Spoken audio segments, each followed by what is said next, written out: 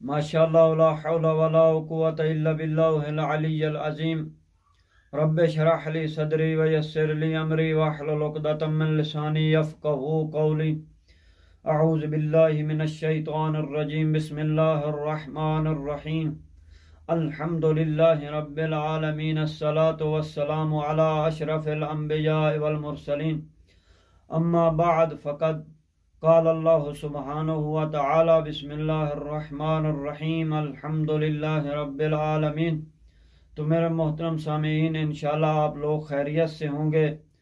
دعا ہے کہ خالق کائنات تمام مومنین و مومنات کو جنت الفردوس عطا فرمائے۔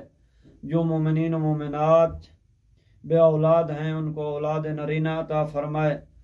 تمام مومنین و مومنات کو آباد و شاد فرمائے، اور جو مومنین مومنات کو اولاد دی ہے صحیح معنی تربیت کرنے کی توفیق عطا فرمائے، اور جو مومنین مومنات حج و زیارات کے لیے آرزو رکھتے ہیں ان کو حج زیارات نصیب فرمائے، آرزو پوری فرمائے، اور جو مومنین و مومنات مقروض ہیں قرض غیبت سے عطا فرمائے، اور جو مومنین و مومنات بے جرم قیدی ہیں ان کی قیدوں کو رہا فرمائے۔ تو میرے محترم سامعین، میں نے سورہ حمد کے موضوعات کو بیان کر رہا تھا۔ میں نے کچھ حصہ بیان کیا، کچھ حصہ آج بیان کر رہا ہوں۔ تو میرے محترم، آئیں سورہ حمد کے موضوعات کو پڑھیں، موضوعات کو دیکھیں، موضوعات کو سنیں۔ تو کیا خداوند متعال اس صورت میں کیا فرمانا چاہتے ہیں، اس صورت میں کس چیز کی طرف توجہ دلانا چاہتا ہے؟ تو فرمایا اہدنا الصراط المستقیم۔ یہ آیت بندوں کی احتیاج ہدایت اور اشتقاق ہدایت کو بیان کرتی ہے۔ یہ آیت اس طرف بھی توجہ دلاتی ہے کہ ہر قسم کی ہدایت اسی کی طرف سے ہے۔ صراط الذین انعمت علیہم غیر المغضوب علیہم ولا الضالین، یہ سورت کی آخری آیت ہے، اور یہ اس بات کی واضح اور روشن نشانی ہے کہ صراط مستقیم سے مراد ان لوگوں کی راہ ہے جو نعمات الہیہ سے نوازے گئے ہیں، اور یہ راستے مغضوب اور گمراہوں کے راستوں سے جدا ہے۔ ایک لحاظ سے یہ سورہ دو حصوں میں تقسیم ہو جاتی ہے۔ ایک حصہ خداوند متعال کی حمد و ثنا کو بیان کرتا ہے، اور دوسرا حصہ بندوں کی حاجات ضروریات کو بیان کرتا ہے۔ تو میرے محترم عیون، اخبار الرضا کتاب ہے، اس میں سرکار رسالت صلی اللہ علیہ وآلہ وسلم سے اس سلسلے میں ایک حدیث بھی منقول ہے۔ تو آپ نے فرمایا، خداوند عالم کا ارشاد ہے کہ میں نے سورہ حمد کو اپنے اور اپنے بندوں کے درمیان تقسیم کر دیا ہے، لہذا میرے بندہ حق رکھتا ہے کہ وہ جو چاہے مجھ سے مانگے۔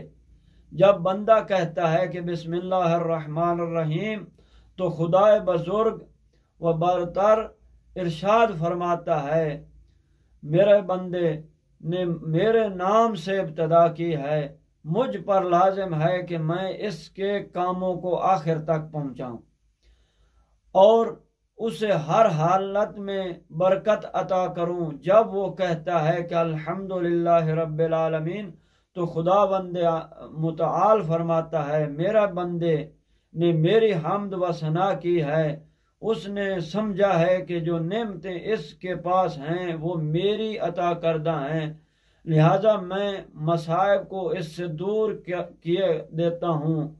گواہ رہو کہ میں دنیا کی نعمتوں کے علاوہ اسے آخرت کی نعمتوں میں بھی نعمات سے نوازوں گا، اور اس کے مصائب سے بھی اسے نجات عطا کروں گا، جسے اس دنیا کی مصیبتوں سے اسے رہائی دی ہے۔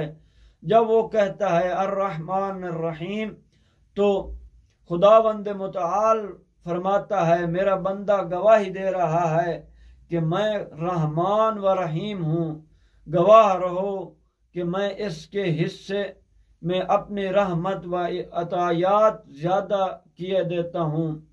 جب وہ کہتا ہے کہ مالک یوم الدین تو خدا فرماتا ہے گواہ رہو، جس طرح اس نے روز قیامت میری حکمیت و ملکیت کا اعتراف کیا ہے، حساب و کتاب کے دن میں اس کے حساب و کتاب کو آسان کروں گا، اس کی نیکیوں کو قبول کروں گا اور اس کی برائیوں سے درگزر کروں گا۔ اور پھر فرمایا جب وہ کہتا ہے کہ ایاک نعبد، تو خداوند متعال فرماتا ہے میرا بندہ سچ کہہ رہا ہے، وہ صرف میری عبادت کرتا ہے۔ میں تمہیں گواہ قرار دیتا ہوں کہ اس خالص عبادت پر میں اسے ایسے ثواب دوں گا کہ وہ لوگ جو اس کے مخالف تھے اس پر رشک کریں گے۔ جب انسان کہتا ہے کہ ایاک نستعین، تو خدا فرماتا ہے میرا بندے اور صرف مجھ سے پناہ مانگی ہے، گواہ رہو اس کے کاموں میں اس کی مدد کروں گا، سختیاں اور تنگیوں میں اس کی فریاد کو پہنچاؤں گا اور پریشانی کے دن اس کی دستگیری کروں گا۔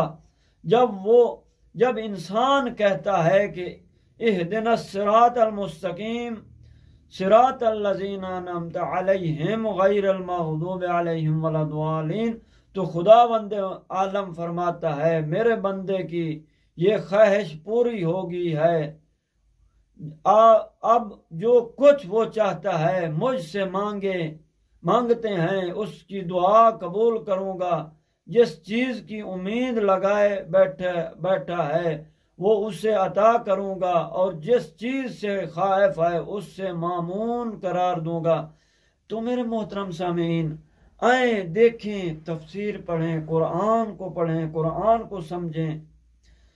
ہر مسلم پر یہ فریضہ ہے کہ قرآن کو سمجھیں، قرآن کی تعلیم کو حاصل کریں۔